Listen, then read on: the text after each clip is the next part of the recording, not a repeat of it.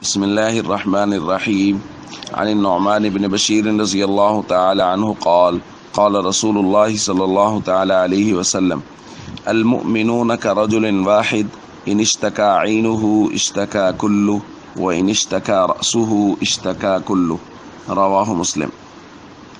رسول اللہ صلی اللہ علیہ وسلم نے ارشاد فرمایا، سارے کے سارے مومن ان کی مثال ایک بدن اور ایک جسم کی ہے کہ اگر اس بدن کی آنکھ دکھتی ہے تو وہ سارا بدن دکھتا ہے، اور اگر اس بدن کا سر دکھتا ہے تو سارا بدن دکھتا ہے۔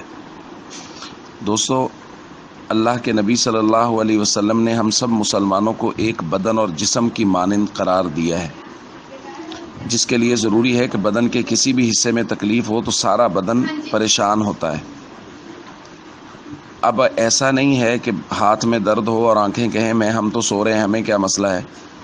اسی طرح اگر دنیا میں کسی جگہ مسلمانوں کو کوئی تکلیف ہو، کوئی دقت ہو، تو ہم سب کو اس کے لیے پریشان ہونا چاہیے، ہم سب کو اس کے لیے دکھ ہونا چاہیے اس کی وجہ سے، جیسا کہ آج کل برما کے مسلمانوں کے ساتھ ہو رہا ہے۔ تو ہم سب کو جہاں تک ممکن ہو سکے ان لوگوں کا تعاون کرنا چاہیے۔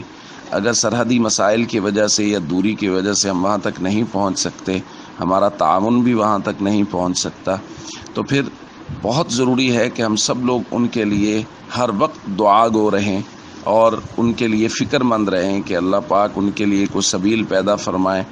اور یہ دکھ اور تکلیف ہمارے ایمان کا حصہ ہے۔